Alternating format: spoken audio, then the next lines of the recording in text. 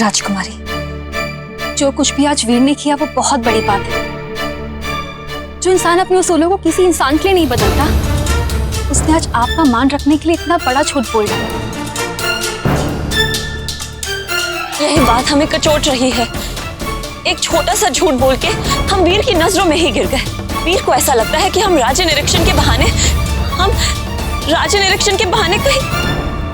छी, वो ऐसा सोच भी कैसे सकता है हमारे बारे में? अपने छोटे से झूठ का परिणाम अब समझ में आ रहा है हमें। कभी नहीं सोचा था हमने कि वीर हमारी बात का ये मतलब निकालेगा। हमने झूठ नहीं कहा, हम तो सच में सावित्री चूड़ीवाली बन के वीर के साथ ही थे। पर ये सच वो नहीं जानता। हमसे क्या हो गया उत्तरा? हमने एक ऐसे इंसान से झूठ कह दिया जिसे झूठ से सख्त नफरत है। हमें कुछ करना होगा। हमें वीर की नजरों में अपनी छवि सुधारनी ही होगी। क्या करें?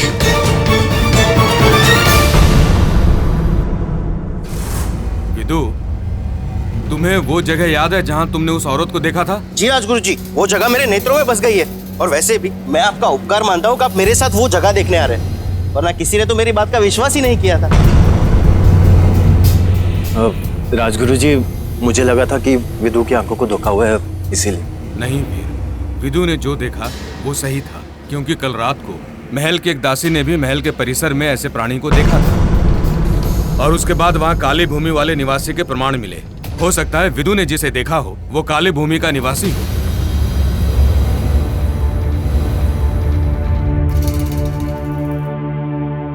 ये देखिए, यही है वो जगह।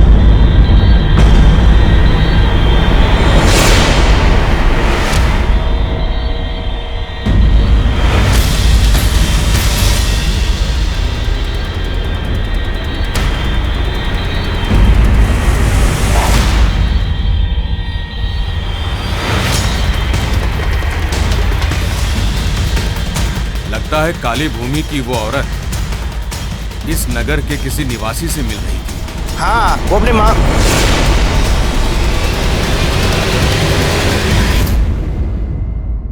हाँ, बोलो विदु। क्षमा कीजिएगा, पर वो एक मनुष्य थे, पर उनका मैं चेहरा नहीं देख पाया। विदु, रात के समय भी तुम इतने सतर्क थे। तुम्हें ये जगह भी याद है और तुम मुझे यहाँ तक लेकर भी आए।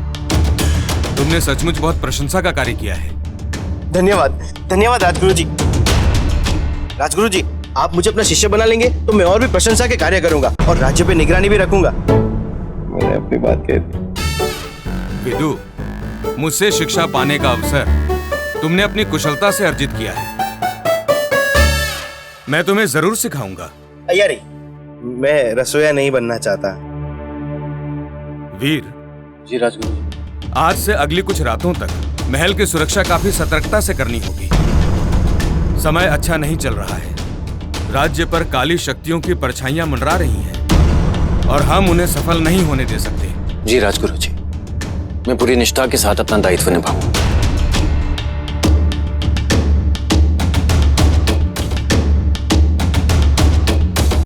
तूने मुझे महामंत्री का नाम लेने से क्यों रोका? क्योंकि पहले मैं अपनी तरफ से छानबीन करना चाहता था। विदु, जरा सोच, वो हमारे राज्य के महामंत्री हैं। महामंत्री ऐसे, अगर तू गलत निकला तो बिना किसी बात के वो संदेह के घेरे में आ जाएंगे। मुझे अभी भी लगता है कि मुझे धोखा हुआ है। चील वाली औरत की बात तो मान गया, और महामंत्री को देखा वो बात। तो मैं नहीं कह रहा हूं कि तू गलत है, पर जांच पड़ताल करने के बाद ही हम किसी नतीजे पर पहुंचेंगे, समझा? अब चल, रात्रि में महल की सुरक्षा व्यवस्था भी देखनी। चल।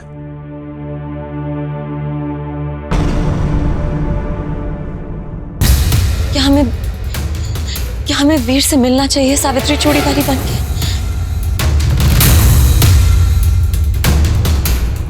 अगर सावित्री चूड़ीवाली बनके मिलते हैं तो हम अपनी, यानी कि राजकुमारी दमयंती की छवि उसकी नजरों में सुधार सकते हैं। और अगर हमने उसे मिलना बंद कर दिया तो उसे हम पे, यानी कि सावित्री चूड़ीवाली पर संदेह हो जाएगा। हमारे झूठ ने हमें पूरी तरह फंसा दिया है। कुछ समझ नहीं आ रहा। करे। हम सही हैं, हमें मिलना ही होगा फिर से।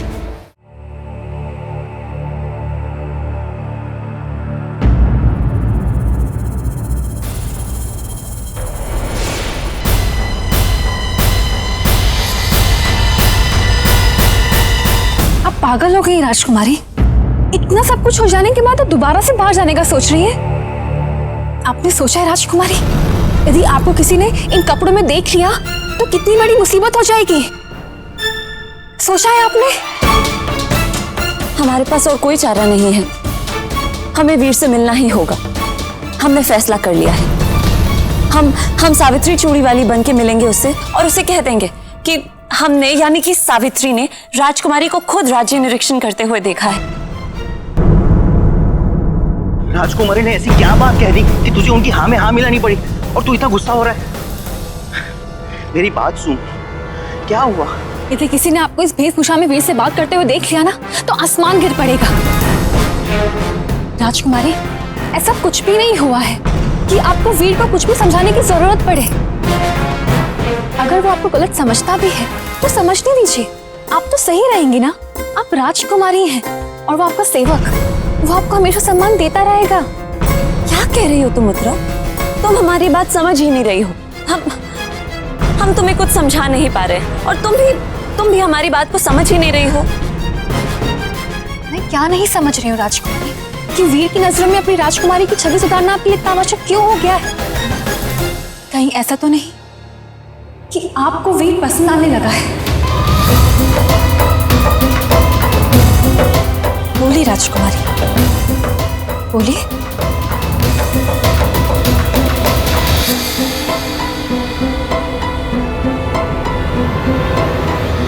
राजकुमारी ने इतना बड़ा झूठ कहा और तूने महाराज के सामने स्वीकार कर लिया और ये भी नहीं सोचा कि महाराज तेरे बारे में क्या सोचेंगे? विदु, मुझे जो सही लगा मैंने किया और अपनी ये बहस बंद कर अब और जा घर जा। अच्छा सुन,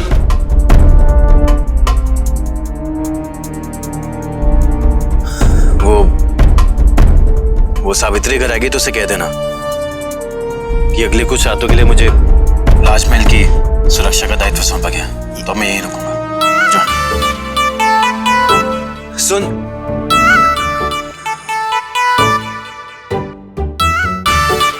उससे पूछ लेना कि कल रात तो सही सलामत घर पहुंच गई थी या नहीं। किससे? सावित्री से। अब जा घर जा।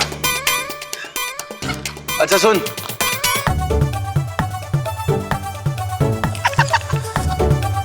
क्या हंस क्यों रहे? माफ कर देना मुझे, थोड़ी हंसी आ गई। सुन, उससे पूछ लेना कि ताड़ी पी की उसकी तबीयत तो नहीं खराब हो गई थी, ठीक है? जा घर जा।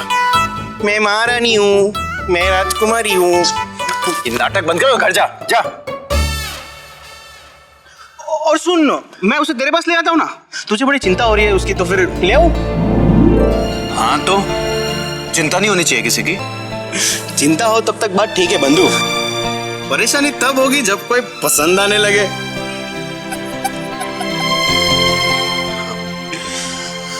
और मुझे तो लगता है कि सावित्री तुझे पसंद आने लगी है।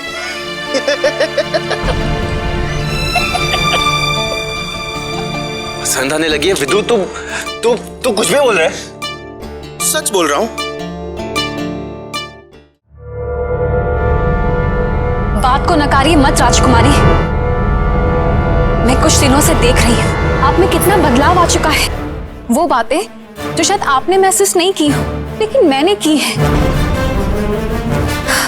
सवेरे देर तक आईने के सामने यूं ही बैठे रहना, अपना ध्यान रखना, रात को सावित्री चूड़ी वाली बनके उससे मिलने के लिए बेचैन हो उठना। राजकुमारी, आज भी तो आप बिना किसी खतरे की चिंता किए हुए आप बाहर जाने के लिए तैयार हैं। नहीं उत्तरा, ऐसा नहीं है। हम तो केवल इसीलिए कि वीर आपके लिए बांसुरी नहीं बजाता तो आपको तकलीफ होती है, बुरा लगता है। वो तो हम मुझे खत्म करने दीजिए राजकुमारी। वो आपका काम छोड़ के चला जाता है तो आप उसको बार बार बुलाती हैं। उत्तरा, उससे मिलने के लिए आप भेस बदल के बाहर निकल जाती हैं।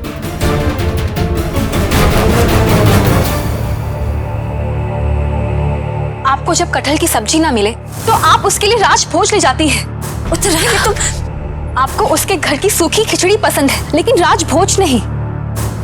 राजकुमारी, अगर वो हंसता है तो आपको अच्छा लगता है। क्षमा कीजिएगा राजकुमारी, लेकिन ये सारी बातें एक ही तरफ इशारा करती हैं कि आपको वो पसंद आने लगा है।